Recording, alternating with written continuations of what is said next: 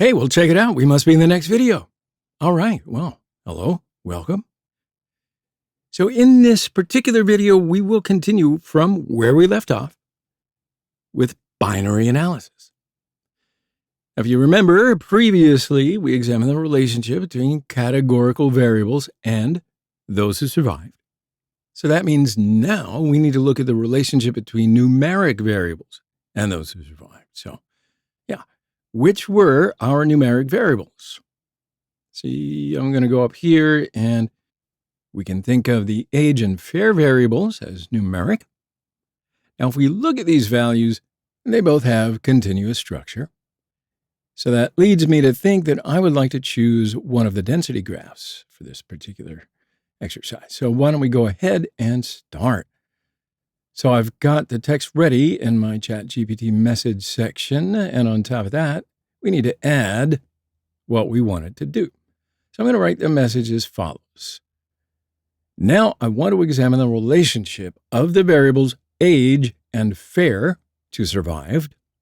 Please fulfill my request by using a density graph with the help of a loop.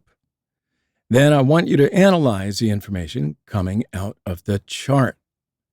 It seems pretty clear to me, so let's send that in, and here come the answers. So I'm going to wait for it to finish.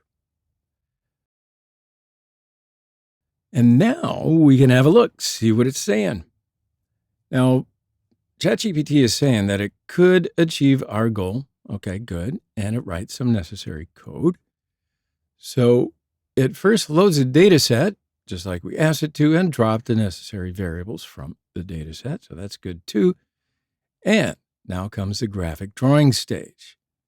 So if you notice here, it uses Kdeplot, and sure enough, Kdeplot is one of the most frequently used graphs in density graphs. Why don't we have a look at the code?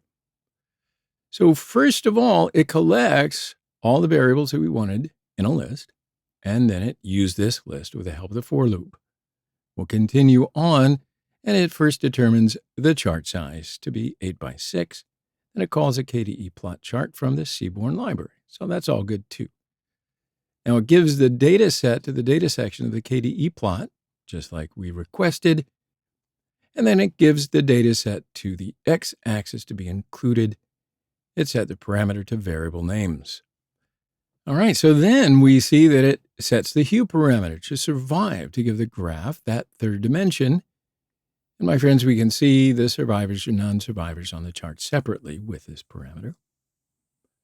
We also see the title and axis names on each chart below. Now, if you have a closer look at the X label here, there's a function called capitalize. So X label was a function that edits the x-axis, right?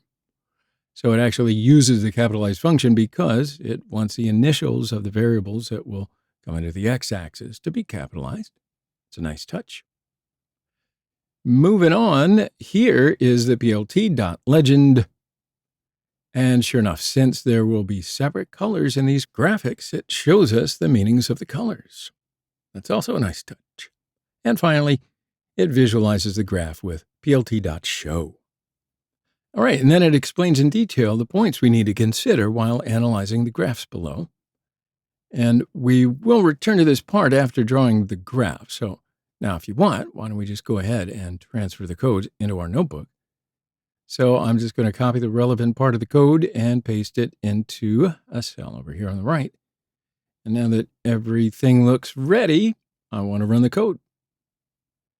All right, so here we get our graphics, and I wonder if you notice, we see the variables on the axes. The values in the survived variable are displayed in separate colors. So we can see the colors meaning, of course, in the graph's upper right corner.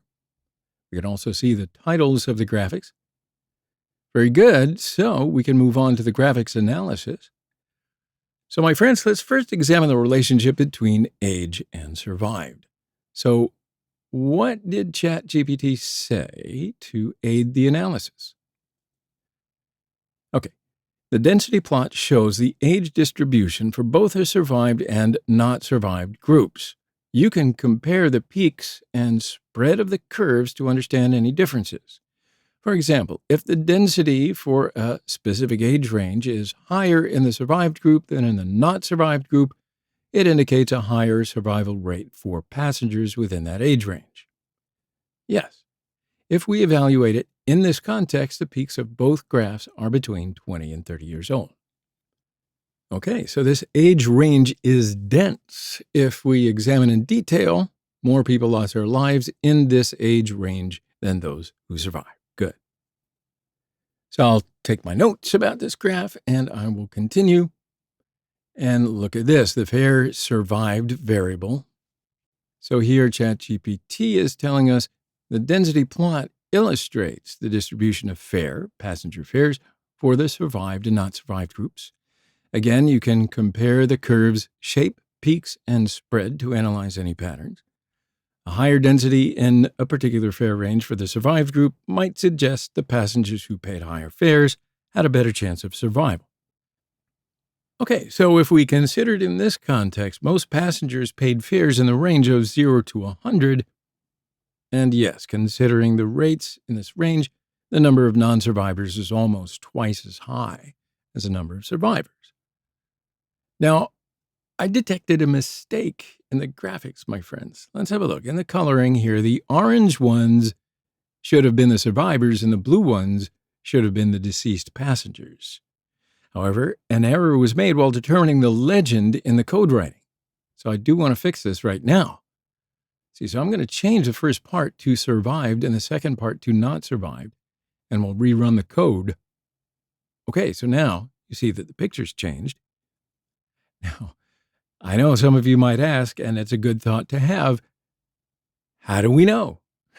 How did you know? What did you first see? Well, my dear friends, when the data set is examined, we see that the number of those who lost their lives is more than the number of survivors. After we see it like this, doesn't it engender a couple of extra questions in order to determine this? So we'll continue with that. In fact, there is a remarkable place in the graph. You see the ticket prices skew to the right. So even a few passengers boarded the ship with high ticket prices, and these passengers survived. So this means that people with a higher economy have a higher survival rate. So we've seen it here again. And now I want to transfer all this information over here to the notebook. I'll copy the relevant part, open a new cell in Markdown format on the right, and just paste everything in. And I'm adding item headers to make the code look a little better, and see, I can run the code now. I do want to do one last study before we wrap it up here. Visualizing the values of the survived variable. So in other words, let's see how many people survived and how many people died. Okay, so I'm going to ask ChatGPT. I'll go into the message section again, and I'll write something like, I'm curious about the counts of the values of the survived variable. Can you write the appropriate visualization code? And here the answers are starting to come in. All right, so ChatGPT says, sure enough, you can achieve this goal. So I don't want to waste any time. I'll just grab that code directly. And this is all the visualization code here. So I want to copy all this and paste it into my notebook cell on the right, and we'll run that code. All right, my friend, so we can see this clearly, right? The number of those who lost their lives is almost twice as many as those who survived. So if we examine the codes here, it first adjusted the frame of the image. Then it visualized the survival variable's values using a count plot from the Seaborn Library. It prints the axis and title names at the bottom, and finally completes that visualization code. And it looks like this. Now, there is information about this code and the analysis over here on the left, and those who want to are more than welcome to go ahead and review it all in your own time, because I'm going to wrap it up here. I'll see you in the next video, though.